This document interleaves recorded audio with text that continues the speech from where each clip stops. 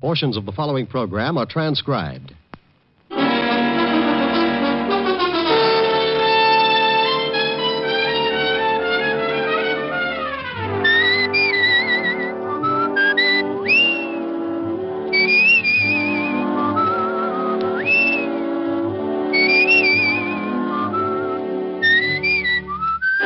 Here's Dick Powell as Richard Diamond, private detective.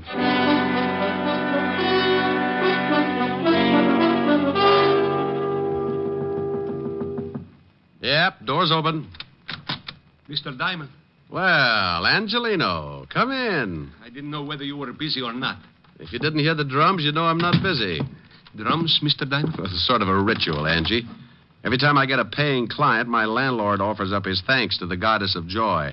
Plays an old bongo and turns on the heat as a kind of sacrifice. I see. Oh, no, you don't. You're too normal. What's the trouble, Angelino? The pig's knuckles in your butcher shop got arthritis? You always with the kidding, Mr. Diamond. Yeah, that's the kind of a hairpin I am. Hairpin? Angie, you got something on your mind. Forget my little asides and let's have it. I got the big problem, Mr. Diamond. Oh, you mean something's wrong and you can't pay me to take care of it? Oh, no, I can pay. Oh, well, then you haven't got a problem. You slip me the cash and I'll move in on your worries. Well, you see, it's like this.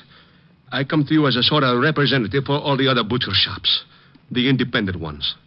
I ain't the only one that's worried. So all the butchers got together last night and decided to do something about it. I hate to be a nag, but do something about what? We all been paying money to a protective association. Oh? Yeah, every week a couple of guys come around and collect. If we don't pay, we get our shops busted up. And if that ain't enough, we get our heads busted too. See, I still got 3 stitches right here on the top of my head. Wow, nice job. What'd the doctor use, a loom? I got this last week when those 2 guys come for the money. I couldn't pay, so one of them hit me with a blackjack. You're lucky you didn't use one of your salamis. Might have been a job for homicide. He knocked me out when I come to. My shop was a mess. There was a note saying that they'd be back. Well, you better go to the law, Angelino. They'll give you good protection and won't cost you a thing. We discussed that at the meeting, but we decided it was too dangerous. We've been warned that if we go to the police, we'll get hurt bad. We got the families, Mr. Diamond. We can't take the chance. Yeah. Tell me, have these 2 Gonifs been back to see you? Gonifs? Oh, Angie, you're going to be a lot of trouble. Gonifs, hoods. Hoods? Gangsters, bad little boys. Oh, no, they ain't been back. Not yet. Well, for you or a Rockefeller, my fee's the same, Angelino. 100 dollars a day in expenses. We took up a collection. I only got $100. Oh. Why does this always happen to me? I'm going to end up making Simon Legree look like Snow White. You only got 100, huh? Yeah, but we thought of something. If it costs more, you can take it out in trade at any of the butcher shops. Well, it's liable to run into a lot of ham hocks. It's the only way we can pay you. So I'll throw a barbecue. Let's go, Angelino. Where do we go? Well, you and the rest of the butchers have not only hired yourselves a private detective, but you've got a new addition in the Butchers' Union. You mean you... Yeah. Come on. I want you to show me how to carve a lox.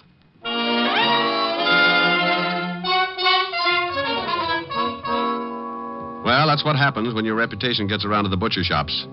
I'd been buying cold cuts from Giuseppe Angelino for the past 2 years and telling him what a great detective I was. I should have known he'd never take my word for it, so now I had to prove it. His shop was over on 10th Avenue, so we walked over and went in. He took me around behind the counter and handed me a white apron. I don't get it. Why you want to be a butcher? Well, Angie, you want me to get a line on these 2 guys who do the collecting, don't you? Sure. Well, I can only think of 2 ways I could watch them and not look suspicious. Make like a butcher or crawl in with the ground round. Huh? Think what would happen if someone looked down for the price of ground round and caught it staring back at them. Oh, that's a good one. That's pretty good. Oh, now, come on, Angie. It wasn't that funny. You got my $100, ain't you? It's a riot. Yeah. Well, come on. Let's show me what happens with this butcher racket. Customer. I'll show you later. Well, nothing like learning fast. Let me handle the sale. Think you can? Here she comes. Oh, good morning, Mrs. Hennessy. Oh, good morning, Mr. Angelino. Business must be good. I see you have a new butcher. Oh, yes. This is a Mr. Hangtooth. Hangtooth? Hangtooth? Good morning, Mrs. Hennessy. Something I can do for you? Oh. Yes. How much is the lamb shoulder today? Oh, yes. Which one? What? Look, maybe you better let me take... Relax, Angie. I'll make it. Which shoulder would you like, Mrs. Hennessy? Well, is there any difference, young man? Oh, yes. You see, this lamb is really a ram. A ram? Oh, sure, yeah. Hurt his shoulder playing against the Eagles 2 weeks ago. We're also selling his shoulder pads at 21 cents a pound. Mr. Angelino. You'll find him hanging in the back with the spare ribs. Now, if you can tell me which shoulder you want, I'll wrap it up and send it off tackled between the liver and the knishes. Well, I never. Well, of course you haven't. What's the trouble with you people? Now, here's a nice little ram that played his heart out. Oh, by the way, the heart is a special today, 11 cents a pound. Angie, Is she gone? like a laundry in a tornado. What for do you want to do that, Mr. Diamond? She was one of my best customers. I wanted to get her out of here, and I wanted to get her out in a hurry. But why do you have to do it like that? Not a lamb, a ram. Which shoulder do you want, Miss Hennessy? Look, Angie, I'm sorry, but you can explain it to her later. Just as she came in, I spotted 2 guys heading this way. When they saw her, they backed off. They're standing across the street right now. Where? Right over there in front of the cigar store. Hey, one of them has got a hatchet. Oh, no, not that one. You're looking at the Indian. Over there. Oh, yeah. Hey, that's them. That's the 2 guys who hit me on the head. They're the ones who come around to do the collecting. Well, they're coming again. You better duck. I'll take care of it. You be careful. They're pretty rough monkeys. Go on, now beat it. They're almost here. Yeah. I'll be in the back. One meatball, I got you under my skin. Well. Good morning, gentlemen. What can I do for you? Where's Angelino? Oh, well, he's out buying some old buffalo. I'm the new assistant. Buffalo? Red, shut up. And get your hand out of the pickles. All right, now tell me, new assistant, when'll he be back? Well, that's hard to say. These buffalo are in Wyoming. Oh, yeah. Carl, you know, I think this guy's trying to be funny. You win yourself a lamb chop. I'll you have it, with or without the bloomers. You know something, Red? I think you're right.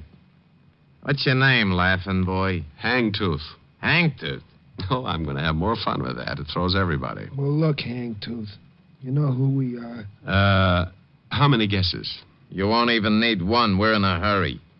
We're collectors. We put all the scraps out in the back in a can. You can't miss it. I don't like you. Well, I have a friend. Maybe we could double date. Look, let's stop the clowning. If Angelina didn't tell you about us, it's going to be too bad for you. We're here for some money. We get it every week. $25. Yeah. Last week, Angelino didn't have it, so he accidentally hit his head. We figured that all that blood would make him remember it this week. Well, I'm sorry, friend, but Angie didn't say anything about it. Tell me, what does he pay you boys for? Oh, little things. Protection, mostly. You see, if he paid us last week, he wouldn't have hit his head. You know something? I know a big fat cop who would just love to hear all about this protection Angie's paying you for. You do, huh? Yeah, I do, huh?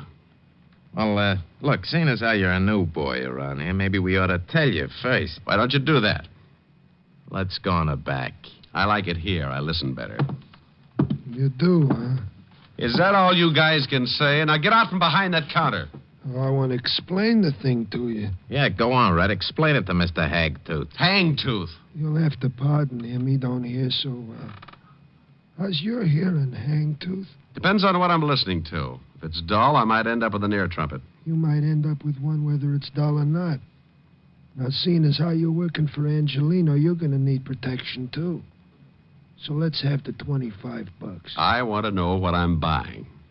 Sure. Here. Oh, now, don't you know it isn't nice to go around breaking up showcases, and especially with that nasty old sap? Well, you never know when things are going to get busted, see? Now, don't you think you need protection, Mr. Hangtooth? Tell you what I'll do. I'll pay you for protection if you'll pay me. Pay you? For what? Well, you never know when things are going to get busted. Like your jaw, maybe. Why, you... Hey, Carl, help me. Yeah, sure I'll help. This looks like my head breaking day. Got his legs. All right, hold him. I'll tap him good. Give it to him again. Oh, he's a rough one, ain't he? Yeah. Kick me in the mouth, will you? Hey, Red. Let me try that, huh? Hangtooth turns such a pretty color when you kick him like that. He's out. You think he gets the idea? Maybe not right now, but when he wakes up, he's going to have a sore head to remind him. Come on, we'll come back for Angelino later. Well, you can't really blame brave little old me for going to sleep at that point. One I could have handled, but in that cramped space behind the counter with both of them coming from different directions, I had to give up sooner or later. And I did for about 20 minutes. When I finally snapped out of it, I looked up and saw 3 heads staring down at me. 2 herring with Angelino in the middle. You all right, Mr. Diamond? Oh, Angie, do you always ask people that right after they've lost their blood? Here, let me help you get up. Oh, swell. Now, look for my eyes, will you? I didn't know what to do. I guess I should have called the police. Oh, why, Angie, you're really beginning to think for a change. Oh, let me sit down. But when I thought about calling the police, I also thought about my family. Those 2 men might have beat up my family just like this. Yeah, I guess you're right. You take the $100, Mr. Diamond, and forget about this. It's too dangerous.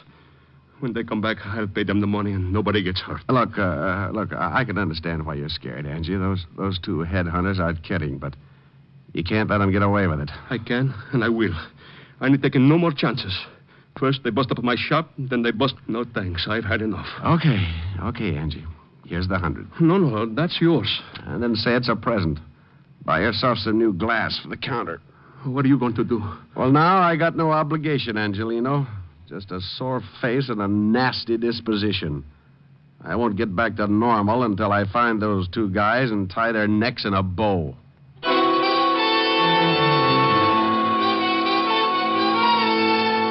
I left Angelino's shop and headed for the 5th Precinct Police Station. I wanted to look up 2 sure bets for the police gallery. One named Carl, the other Red.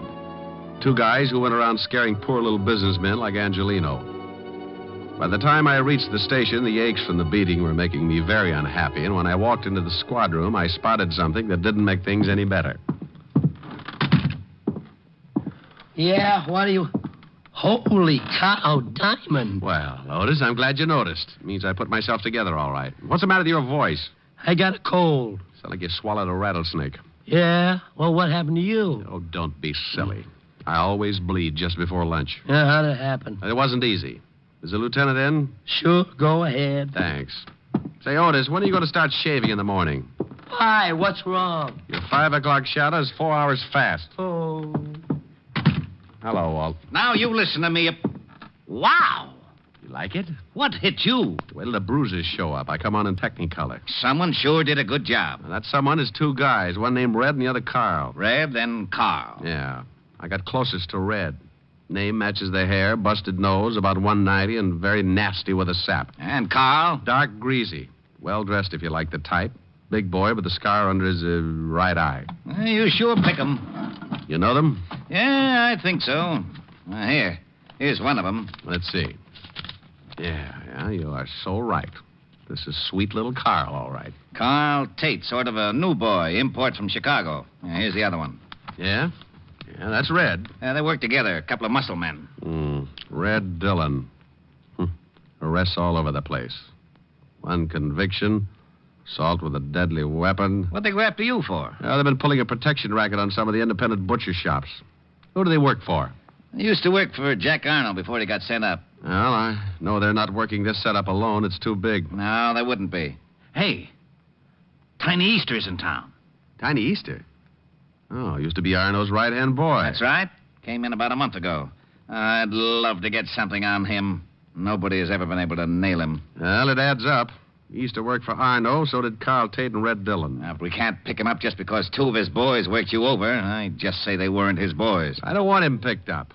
I want Carl and Red. If Easter goes along with the deal, you can have him. What are you going to do? Get cleaned up and pay Mr. Tiny Easter a visit. What's his address? Well, he's got an office on East 48th Street, 804. Thanks, Walt. Tiny's a bad boy. Well, I'll take along my 38 just in case I have to spank him. Bye. I left Walt and went back to my office. Took a clean shirt out of the closet and washed up. I locked up again, went down to the street, grabbed a cab. 20 minutes later, I was standing in the reception room of Tiny Easter's office. A big guy with a bulge under his arm was trying to be as unreceptive as possible. So you want to see Easter? You got an appointment? No, I haven't got an appointment. Now tell Easter I'm out here. What's your name? You're going to get hung up on this. What do you mean? The name's Hangtooth. Huh? Yeah, you see? Now make like an office boy and tell Easter I got a message for him from Carl and Red. You're a pretty fresh guy, ain't you? Yeah, and I'm going to spoil if I have to stand around much longer. You can spoil rotten for all I care. You ain't gonna see Easter. He's busy. Okay. You know, you get so excited you'll ruin your stomach someday. I don't think so. You don't, huh? Skeptic.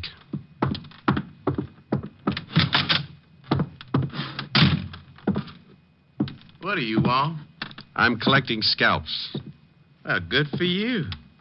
How'd you get by Lefty? He's tied up with a stomach ache. Swallowed a fist. All right, so you got muscles. Also, you got a pushed-in face. Lefty do that? Carl Tate and his blood brother Red. Oh? What'd you come to me for? They're working for you, aren't they? You smell like a cop. Name's Hangtooth. I doubt it. Good for you. I'd hate to go through that again. I'm a private cop. Why, not good for you. I was in a butcher shop when your two boys wandered in and started playing squash with me. I don't like to get pushed around, Easter. And I don't like your racket. I want Carl and Red. And if I get you along with them, the state'll hang a medal on me. Looks like you kind of got nothing to lose. Look at it any way you like. Now, what about your two playmates? Well, I don't know what you're talking about, Seamus. I never heard of those two guys. I don't think you understand, Tiny. I'm pretty mad. I'm going to find these two guys, and I'm going to do it even if I have to be unpleasant with you. Why, Mr. Hangtooth, what do you mean by unpleasant? You break a leg, that's unpleasant. Oh? Well, I got something in this drawer might change your mind. Yeah? Oh, my hand. Okay, a busted hand. Unpleasant enough? Take your foot away. You're breaking it in two. Drop the gun in the drawer. Okay. Harry. Now, let me explain it again. If you go out and shoot 12 people tomorrow, I'm going to be sore about it. But when you start intimidating a bunch of hard-working little guys and their families, I go off like a skyrocket. Then when a couple of your cheap gunsels push me around, I explode. Look, friend, I tell you, I don't know these guys. Look, Easter, please believe me. I don't know. You worked with him in Chicago. I'm telling you the truth, Easter. I'll work you over like an eggplant in a subway. Look, whatever your name is, I got boys. They'll take care of you. Who's going to tell him to do it? I am. With your mouth swollen shut? Now, where do I find Carl and Red? Golly, you knocked one of my teeth loose. Then I got 31 to go. I guess you really don't understand. Yeah. Yeah, friend, I understand. Now, where are they? You still need some encouragement? No, that's all right. In a warehouse by the 14th Street docks. What warehouse? Rogers and Sons, big sign on the top. Mind if I use your phone? Yeah, go ahead, by all means. Don't you know it's not polite to listen, Easter? Well, what do you want me to do? Go to sleep.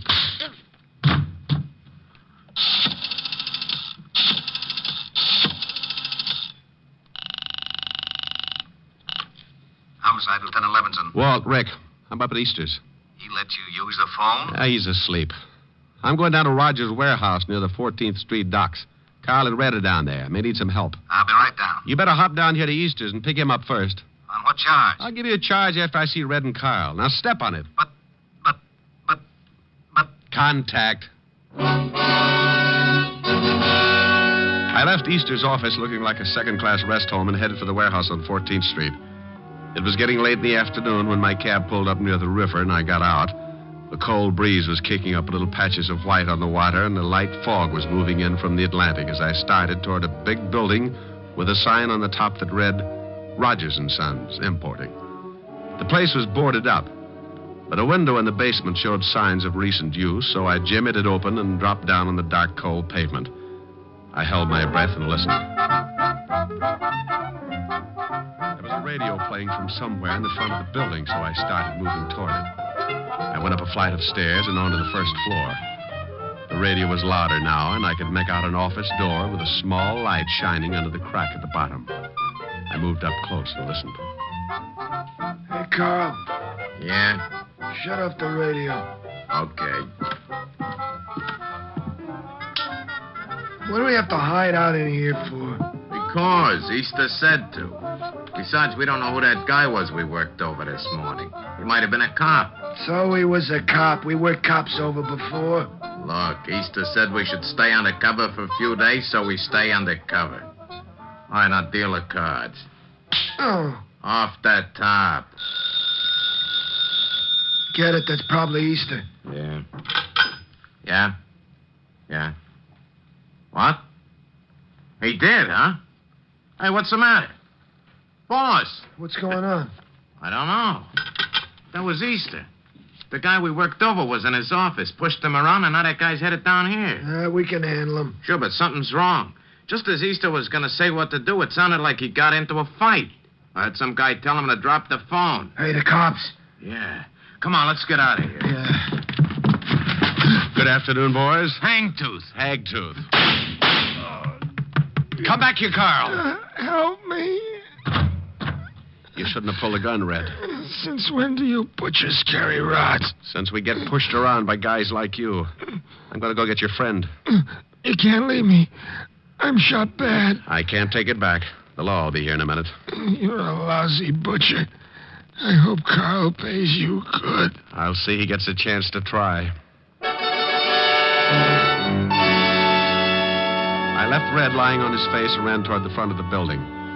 The only way out was that window in the back, and Carl was sure to be hiding somewhere in the dark, hoping to get around me and head for the basement. There were a dozen places to hide in that warehouse, but I had one advantage. He couldn't see me any better than I could see him. I backed up against the wall. Come on, Carl. Red's hurt pretty bad and the law's on the way. You got to get me to get out of here.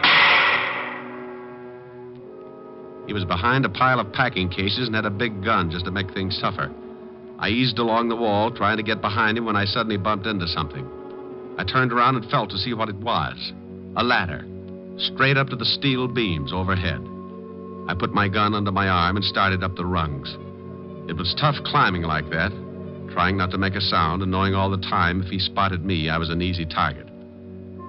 About halfway up, I stopped, held on with one hand, took off my shoe with the other. The idea was to drop the shoe, draw his fire, and nail him before he found out where I was. I dropped the shoe.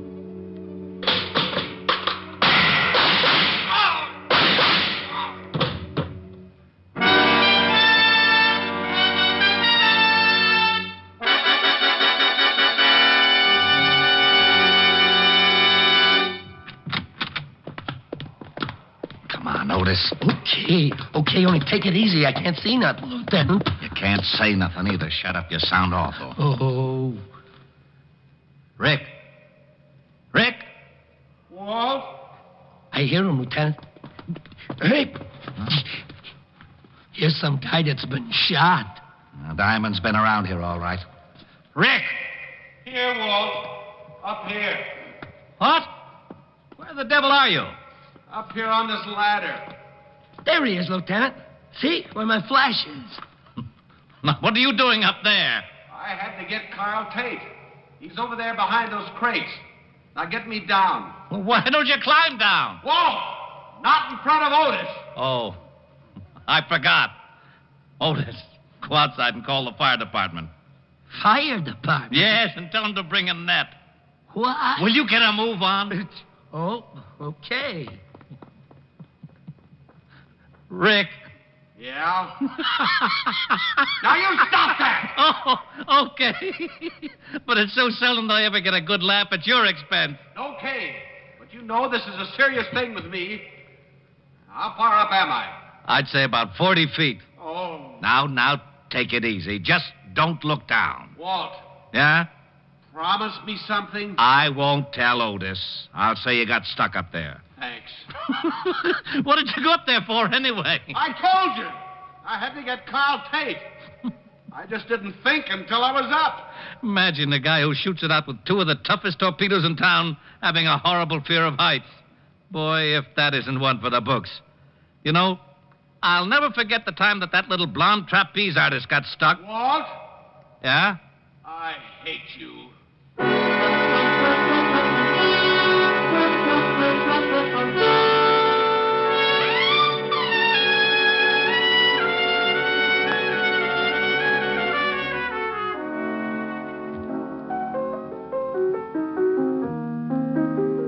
Rick, Hmm? how's your face?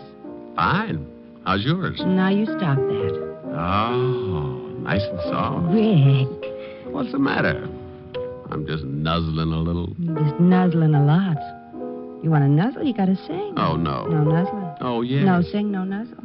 Fiend. Piker, Just a little nuzzle. I think you're after my earrings. No. If I sing, Yes. I was ready. I was listening. I will remember you in the silent and lonely night, and the memory of your smile will bring me back the light. I will remember you when the leaves lie upon the ground, with the memory of a kiss in summer found. When the winds of winter come crying through the darkness, your lovely voice will come to me. Even though in spirit across the miles that part us, crying I love you, I will remember you till the spring of another year, till I hold you close again. I will remember. Okay? Mm-hmm. Come here. Oh, wait a minute. Oh, now what? I just remembered. I got a surprise for you. Yeah? Mm-hmm. Got a new television set. Now you can watch the fights. Well, great. Where is it? In the den. But first you've got to do one thing for me. What's that? Well, the reception isn't very good yet. I called the repairman, but he said to check the aerial. He can't come over until tomorrow. I'll fix it. Where is it? On the roof. The roof? But be careful. You've got to climb a ladder to get to it. What's the matter? Look, Helen, wouldn't you rather... Fix the aerial first. First? First. Oh. Whom are you calling? Hello, operator. Give me the fire department.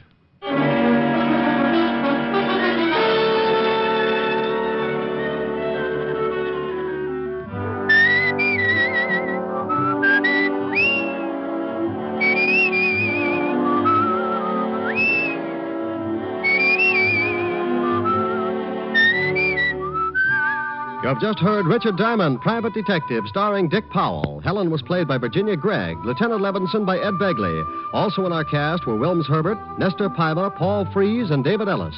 Music was under the direction of Frank Worth.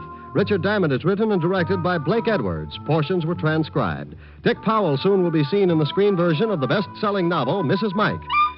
Now, this is Eddie King with an important reminder. Richard Diamond will next be heard on Sundays 1 week from tomorrow. Remember, Richard Diamond, starring Dick Powell, will next be heard on Sundays beginning January 15th. Consult your local paper for time of broadcast. What's on NBC tomorrow? The hilarious Phil Harris Alice Faye Show. And for mystery, Sam Spade, directly following Phil and Alice. Next, Hollywood Star Theater with Dorothy Lamour on NBC.